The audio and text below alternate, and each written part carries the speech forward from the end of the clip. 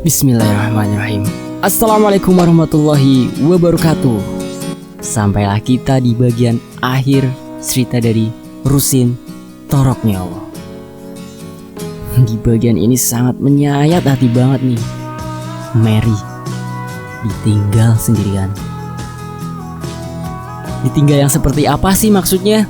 Cari tahu di bagian ini ya. Pokoknya ini sangat sedih banget bagian akhirnya. Yaudah, kita langsung aja masuk ke bagian ini ya. Tapi sebelum kita masuk ke bagian ini, mari kita berdoa dulu ya teman-teman.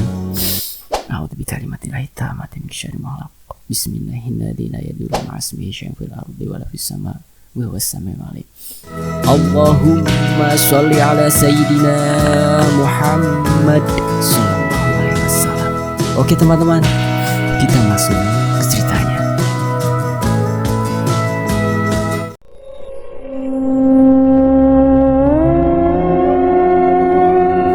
Memang, roh jahat dapat melakukan hal-hal seperti melukai manusia.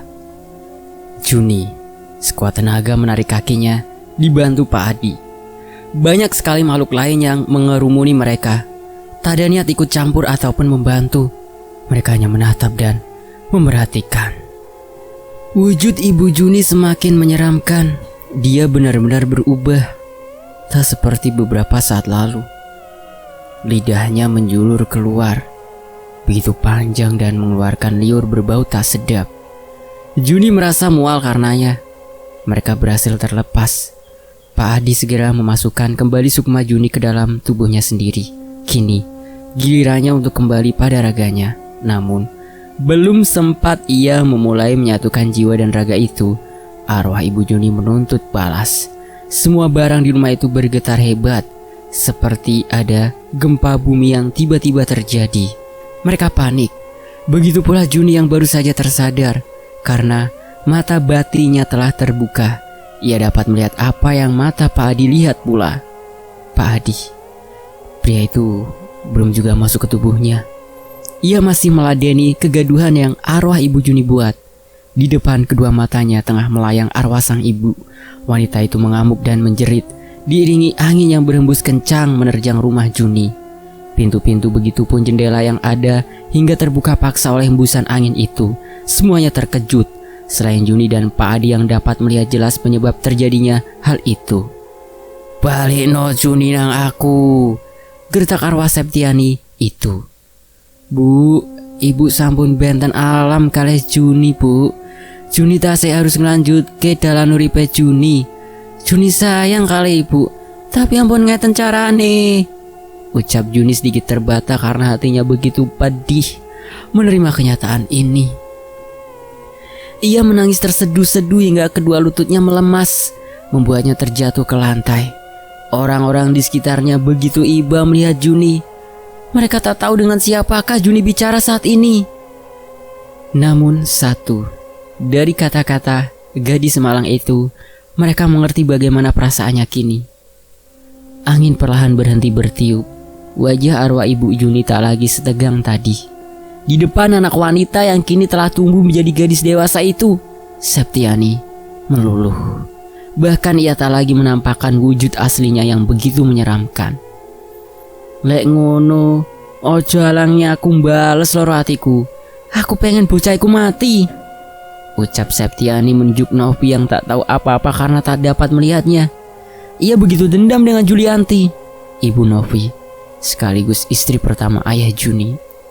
Ia tak rela kebahagiaannya dihancurkan begitu saja.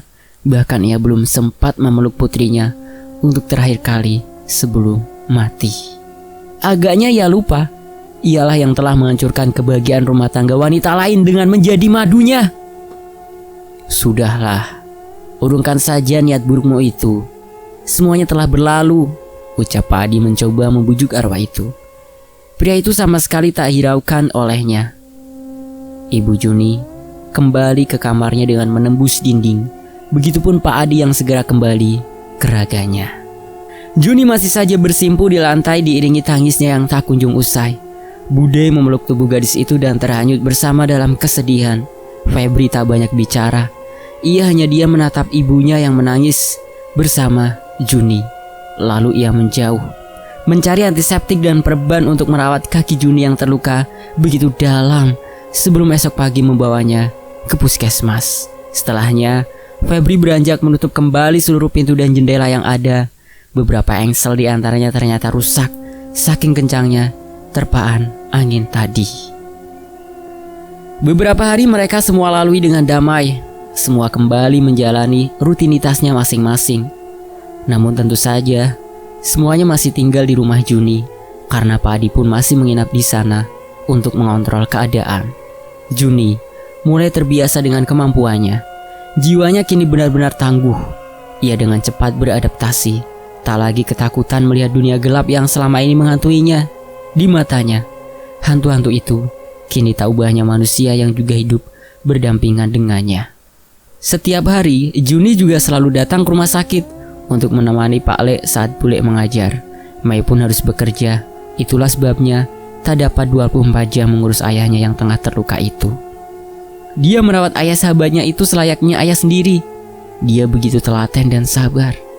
Novi, Agus, dan anak mereka, ya, mereka masih berada di rumah itu. Meskipun tak ada lagi gangguan yang mereka terima, namun Pak Adi belum mengizinkan mereka pulang. Ia merasa masih harus waspada dan selalu mengawasi keluarga Juni, setidaknya untuk 3 hari ke depan. 2 minggu telah berlalu sejak kegaduhan itu terjadi. Pagi itu, Juni bersiap menjemput Pak Le yang telah diperbolehkan meninggalkan rumah sakit oleh dokter. "Arep ngendi, Dek?" tanya Novi yang sedang menyapu rumah. Ia melihat Juni tengah memakai sepatu. "Marani Pak Le, Mbak. Ki mau aku ditelepon rumah sakit, jare wes oleh bali." Jelas Juni padanya. "Pak Le?" Novi tak mengerti siapakah orang yang Juni bicarakan. "Pak Le, Mbak. Bapak Mei sing wingi iko yo mrene kae." Kelar menarik sepatunya, Juni berdiri dan mengambil tasnya. "Oh, sing iko. Mange dhewe kenapa?" lanjut Novi karena penasaran. Juni tak mengatakan apapun. Ia melirik kakak iparnya yang duduk di sofa dan nampak memperhatikan pembicaraan Juni dengan istrinya tersebut. "Bon nggih, Mbak, tak mangkat." Pungkas Juni meraih tangan kakaknya untuk berpamitan. Sebelum melangkah keluar, ia kembali menengok kakak iparnya yang tampak salah tingkah. Pria itu gelagapan mendapat tatapan tajam dari Juni. Agaknya tak ada yang memberitahu Mbak Novi tentang apa saja yang telah terjadi selama ia tak sadarkan diri. Begitupun Novi, dia tak mau membuka mulut dan memendam segalanya sendiri mengenai segala yang ia alami. Juni mengajak ayah Mei pulang ke rumah Juni agar gadis itu dapat merawatnya sebelum Bule dan Mei pulang kerja. "Assalamualaikum," ucap Pak Le yang dibantu Juni berjalan memasuki rumah. "Waalaikumsalam." Senyum mengambang di wajah Novi. Ia segera membantu Juni menggandeng pria itu, mendudukannya di sofa. Juni berlalu, mengambil barang-barang Pak Le dari bagasi dan membawanya masuk. Agus bingung harus bereaksi bagaimana. Lidahnya keluh, ia begitu malu dan merasa bersalah. Dia mendekati Pak Le, meminta maaf secara langsung padanya. "Pak, saya mohon maaf sebesar-besarnya. Saya salah. Saya keterlaluan. Maaf ya Pak, karena sudah membuat Bapak seperti ini." Buka Agus. "Gak apa-apa Mas, saya sudah maafkan. Saya tahu itu bukan kehendak Mas sendiri." Pak Le menerima permintaan maaf itu dengan ikhlas dan lapang dada. Ia tak pernah marah, dendam, apalagi menyalahkan Agus. Juni kembali masuk menenteng beberapa tas milik Pak Le. Ia hanya menamati sebentar Agus dan Pak Klik yang sedang berbincang. "Endi yo Mbak Novi?" gumam Juni. Ia menuju kamar tamu yang ditempati kakaknya. Kamar tamu adalah kamar yang berada persis di sebelah kamar Juni. Ia melangkahkan kaki memasuki kamar itu. Terdengar suara Mary sedang bernyanyi-nyanyi. Liriknya sedikit tidak jelas karena ia masih belum lancar bicara. Terlihat 5 buah tas berjejer sedemikian rupa di atas ranjang. Ia mengenali tas-tas itu. "Loh Mbak," celetuk Juni. Kakaknya berbalik. "Nde Duni," sapa Mary padanya. "Mbak arep balik saiki, kamu gak ngomong dhisik." Protes gadis itu pada kakak perempuannya. Wajahnya cemberut, tak merelakan kakaknya pergi. Ia meraih Mary yang tadi bermain di meja rias. "Mbak lupa dek, kalau rencananya hari ini harus balik. ada banyak kerjaan numpuk di kantor. Makanya kamu cepetan dong lulusnya. Nanti kamu yang bantuin ngurus bisnis almarhum papa, jelasnya pada adik tirinya itu. Juni terdiam. Mungkin ia merasa masih ingin ditemani di rumah itu. Setelah semuanya beres, sore itu Novi dan Agus pamit pada keluarga Febri. Keluarga Mei pun menitipkan salam pada Pak Adi. Pak, Bu, kulo titip Juni nggih, pinta Novi saat berpamitan. Ia memeluk ibu Febri erat. Enggih mbak, bakal kulo njogo adine sampean, sami kalih putrane kulo piyambak, saestu, jawab ibu Febri. Ibu Mei pun memeluk Novi bergiliran. Ia juga mengatakan akan merawat Juni sesuai mandat ayahnya dulu. Dek, ayo, semuanya udah siap, panggil Agus pada istrinya. Novi hanya mengangguk. Untuk terakhir dia memeluk Juni, meminta maaf pada adiknya itu. Dek, ngapurane mbak yo, lek mbak ono lupute. Awakmu jaga diri, mbak sayang awakmu. Ucapan Novi itu membuat hati Juni seketika runtuh. Ia tak tahu apa gerangan yang membuat hatinya terasa begitu merasa kehilangan. Padahal ia akan terus bisa menjumpai kakaknya sewaktu-waktu. Lalu, kenapa pula kakaknya meminta maaf? Ia merasa secara berpamitan kakaknya tak benar. Harusnya tak seperti ini. Novi melangkah menuju mobil, mengambil Mary dari gendongan suaminya yang berdiri di dekat sana untuk terakhir sebelum berangkat. Wanita itu melambaikan tangan pada orang-orang di belakangnya. Mobil melaju semakin jauh, melewati halaman depan dan keluar dari gang menuju jalan raya. Semua orang kembali ke rumahnya masing-masing. Kini hanya Juni sendirilah yang ada di rumahnya. Agus melajukan mobilnya dengan tenang. Sesekali ia nampak bergurau dengan istri dan putrinya. Jarak rumah mereka dengan rumah Juni sedikit jauh, mungkin 1,5 jam perjalanan, dan harus melewati jalan besar yang sangat ramai oleh kendaraan muatan berat. Kalau Agus mau menambah lajunya, mungkin ba'da maghrib mereka telah bisa sampai di rumah. Novi memangku putrinya dan mendekapnya. Anak itu tampak sudah mengantuk. Begitu nikmatnya berkendara ditambah dengan angin sepoi-sepoi yang masuk melewati jendela membuat rasa nyaman. Mas kenapa? Tanya Novi pada suaminya yang menunjukkan raut berbeda. Pria yang duduk di sebelahnya terlihat begitu tegang. Wajahnya pucat dan tangannya mulai gemetar. Ia memang selalu gemetar saat ketakutan. Tadi itu bukan orang kan dek? Aku hampir aja nabrak sesuatu, jawab Agus yang tak fokus mengemudi. Kok aku gak lihat sih mas? Mana sih? Novi bingung. Nampaknya ia tak melihatnya. Tadi, masa kamu gak lihat? Tegas suaminya. Namun memang benar apa yang dikatakan Agus. Ada yang mengikuti mereka. Beberapa kilometer mereka lalui. Agus membelokkan mobilnya ke SPBU. Ia mengisi bahan bakar mobilnya, sedangkan Novi mengajak putri mereka ke kamar mandi. Selesai dari kamar mandi, Novi segera masuk mobil. Wajahnya begitu memelas. Agus dibuat bingung olehnya. Namun ada satu kejanggalan yang belum Agus sadari. Istrinya kembali tanpa membawa putri mereka. Ia tak sadar bahwa putrinya tak ada di sana. Ia hanya merasa ada yang berbeda dengan istrinya. Novi begitu sedih, menahan tangis. Agus semakin bingung. 15 menit mereka lalu sejak Novi meninggalkan putri mereka di sana. Kini, air matanya tak dapat dibendung lagi. Ia menangis sesenggukan meminta maaf pada Agus. Agus yang tak mengetahui perihal apapun hanya berdiam diri. Ia bingung bagaimana harus menanggapi. Loh dek, Mary mana? Ia sadar saat matanya tak sengaja menatap gendongan milik putrinya itu. Maafin aku mas, aku mohon maafin aku, ucap istrinya memohon. Pria itu melihat seisi mobil, mencari Mary tanpa meminggirkan kendaraannya terlebih dahulu, dan betapa terkejutnya ia saat matanya menangkap sosok mengerikan yang pernah ia lihat beberapa kali tengah duduk di jok belakang mobil mereka. Tanpa sadar, ia melepas tangannya dari setir. Ketakutannya tak terbendung. Maaf mas, ucap istrinya meraih tangan suaminya itu beberapa saat sebelum brak. Truk gandeng besar menabrak bodi belakang mobil mereka, menggeretnya hingga beberapa belas meter. Brak! Kendaraan besar dari lawan arah menggilasnya kembali. Begitu miris nasib kedua manusia itu. Mereka menghadap maut secara bersama dengan cara yang sebegitu mengenaskan. Innalillahi wa inna ilaihi raji'un. Astagfirullahaladzim. Di dapur, Juni tengah mencuci piring ditemani beberapa makhluk yang bergelantungan di atap memandangnya sibuk. Juni tak menghiraukan. Duk duk duk duk duk. Juni menghentikan tangannya yang tengah menggosok piring-piring di hadapannya. Ia menengok ke belakang. Seorang pria tengah berdiri menghadap dinding, menunduk dan terus membentur-benturkan kepalanya ke dinding di hadapannya itu. Posisi mereka beradu punggung. Juni sangat mengenali perawakan itu. Gadis muda itu beranjak dari tempatnya, menghampiri si pria. Mas Agus, mas. Iya. Ia melihat sosok Agus di sana. Namun, ia sama sekali tak menjawab panggilan Juni. Ia masih mengenakan baju yang seperti saat ia dan kakak Juni pamit pulang sore tadi. Kaos hitam polos dan celana kargo lengkap dengan ikat pinggang. Juni mulai menaikkan tangannya, mencoba memberanikan diri untuk menarik bahu kakak iparnya itu. Membalikan posisi pria itu agar menghadap padanya. Tubuh Agus begitu dingin, sedingin mayat. Tangan Juni mendarat di lengannya, memutar badan Agus. Juni segera membekap mulutnya sendiri dengan kedua tangan.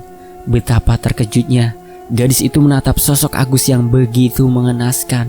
Wajahnya berlumur darah, perut dan pahanya tertusuk pecahan kaca. Kring, kring, kring. Handphone Juni yang tergeletak di meja terdengar berdering. Masih dalam posisi yang sama, Juni mengalihkan tatapannya menuju ke arah meja. Ia tak menghiraukan teleponnya dan hendak kembali menatap sosok Agus. Namun, sosok itu telah hilang, tak lagi menampakkan diri. HP-nya kembali berdering untuk yang kedua kali. Juni mengangkatnya. Betapa terkejutnya. Ia mendengar kabar bahwa Mary kini sedang berada di salah satu kantor polisi. Mereka mengatakan bahwa Mary ditinggalkan ibunya sendirian di kamar mandi SPBU. Namun ibunya meninggalkan secari kertas berisi nomor telepon Juni yang digenggam oleh balita itu. Tak pikir panjang, Juni segera meraih sepatu dan tasnya. Ia mengunci pintu dan buru-buru melakukan mobilnya menjemput Mary. Juni memarkirkan mobilnya di area kantor. Ia segera keluar dari dalam mobil. Suara tangis dari dalam ruangan terdengar hingga tempat di mana Juni parkir. Mary menangis begitu kencang. Ia tak henti-hentinya berteriak mencari ibunya. Sungguh menyayat hati. Bocah sekecil itu yang hanya mengerti bermain, makan, dan tidur ditinggal begitu saja di tempat umum. Juni tak bisa membayangkan bagaimana jika ada orang jahat yang justru menculik keponakannya. Ia berlari memasuki kantor itu, meraih tubuh Mary yang tengah digendong seseorang, mencoba menenangkan balita itu. Wajah Juni memerah karena tangisnya. Panggil Mary pada Juni. Balita itu memeluk erat tantenya seakan ketakutan akan ditinggalkan sendirian lagi. Di sana, tak ada yang ia kenali selain Juni. Iya nak Mary, nak inti tante nak. Mary tenang ya sayang, ucap Juni yang juga sesenggukan. Ia sekuat tenaga melerai tangisnya sendiri karena takut bila ia terus menangis, tangis Mary akan turut semakin menjadi. Dia melonggarkan peluknya, mengarahkan kepala Mary agar menatap wajahnya. Cup sayang, tante di sini nak, jangan nangis lagi ya. Senggal-senggal nafas Juni terdengar begitu jelas. Air matanya mengalir deras. Tangan Juni mengelap sisa-sisa air mata di pipi keponakannya. Ia mendekatkan kepalanya ke kepala Mary, membungkusnya hangat dalam dekapan. Anak itu terlelap dalam pelukan Juni dengan begitu pulasnya. Juni menelpon pengacara almarhum ayahnya. Dia meminta bantuan untuk mengurus seluruh masalah ini. Setelah pengacaranya datang, Juni segera pergi dari sana dengan niat membawa Mary pulang ke rumah kakaknya. Balita itu ia tidurkan di jok tengah sendirian, sedang Juni menyetir di depan dengan pikiran kacau. Ia tak tahu lagi cobaan apa yang harus ia hadapi ke depannya. Jalanan menuju rumah kakaknya begitu macet. Selain karena arus kendaraan yang begitu padat, juga karena satu ruas jalannya ditutup akibat kecelakaan kakak Juni. Namun sayangnya, Juni tak mengetahui sama sekali tentang hal itu. Ketika kemacetan mulai terurai dan ia melewati TKP, ia terkejut melihat mobil dengan plat yang sama persis seperti mobil kakaknya.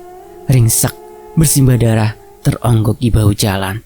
Mobilnya hancur berantakan dengan seluruh bodi yang penyok tak karuan. Juni segera menepikan mobilnya di dekat sana. Banyak polisi yang masih berada di TKP menatap Juni bingung. Pak, ini mobil kakak saya. Kenapa ada di sini pak? Kenapa bisa kayak gini? Tanya Juni yang merasa tak percaya dengan apa yang baru saja ia lihat. Pupilnya membuka lebar. Alisnya mengerut pula dengan tangannya yang menunjuk mobil kakaknya. "Mbak, keluarga korban, mari saya antar ke rumah sakit. Korban sudah dibawa ke sana," ucap salah seorang polisi muda yang ada di sana. Ia meninggalkan beberapa rekan dan mobil patrolinya di sana. Mereka ke rumah sakit mengendarai mobil Juni. Karena Juni sibuk dengan tangisnya, pria itulah yang menyetir. Ia tak banyak bicara. Tak pula menjelaskan tentang keadaan kakak Juni. Ia hanya fokus menyetir.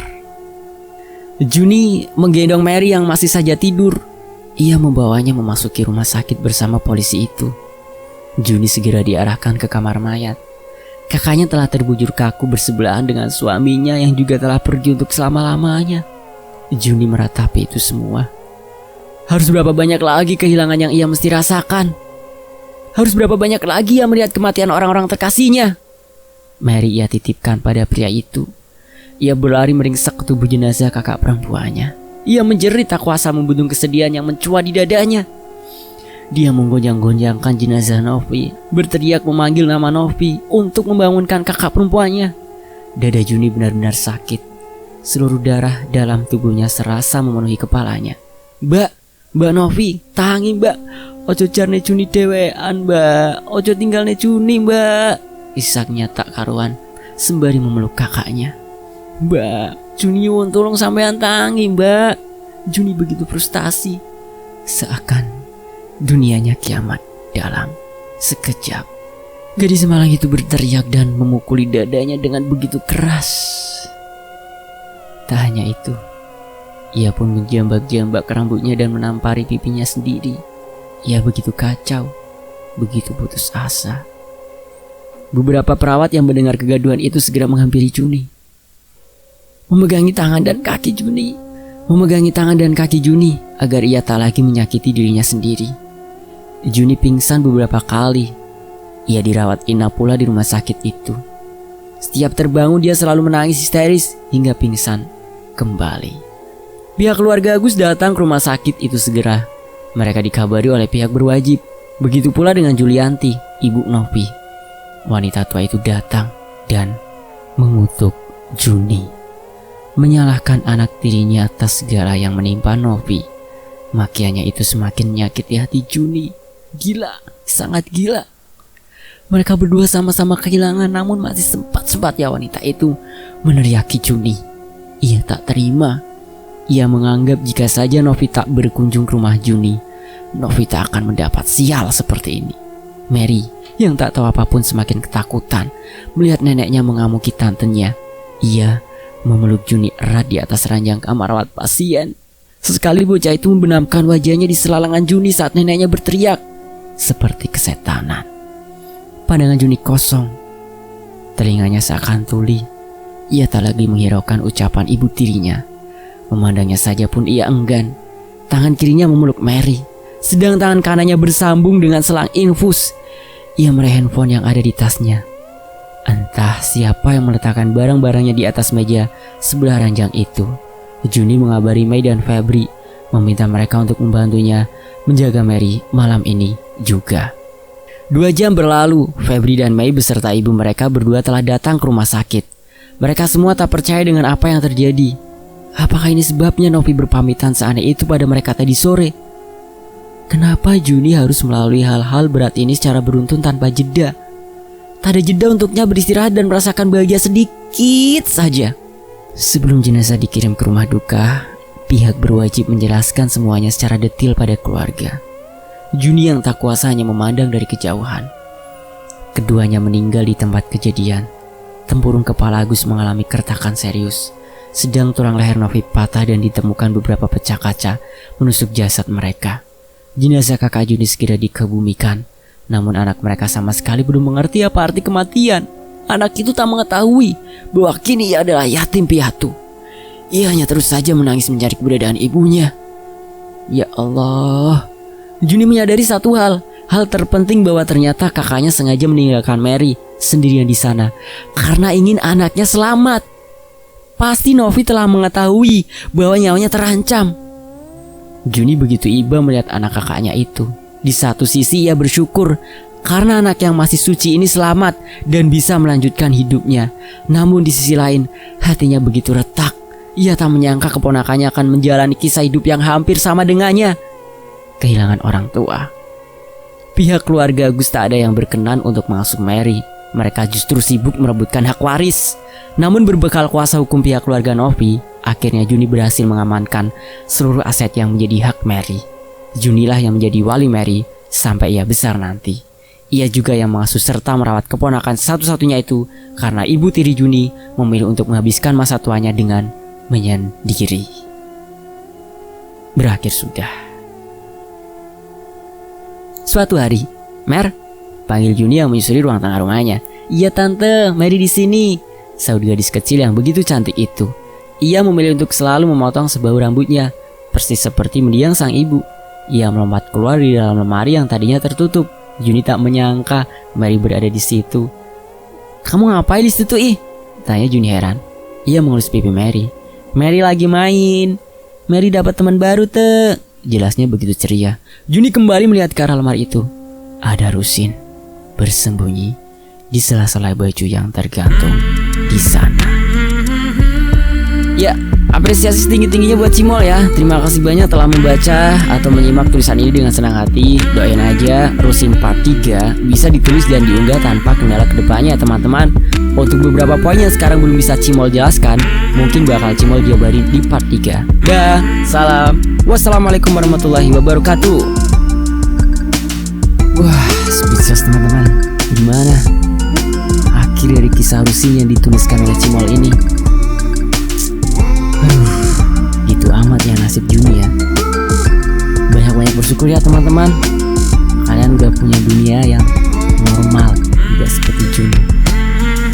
Untuk yang memiliki dunia yang seperti Juni, semoga saja kalian tabah dan sabar menjalaninya ya. Semoga Allah selalu melindungi kita semua. Dan akhir kata, aku bunuh diri. Apresiasi tinggi-tingginya buat penulis Cimol. Dan mari sejenak kita luangkan waktu untuk mendoakan Mbak Novi dan Mas Agus ya. Al-Fatihah.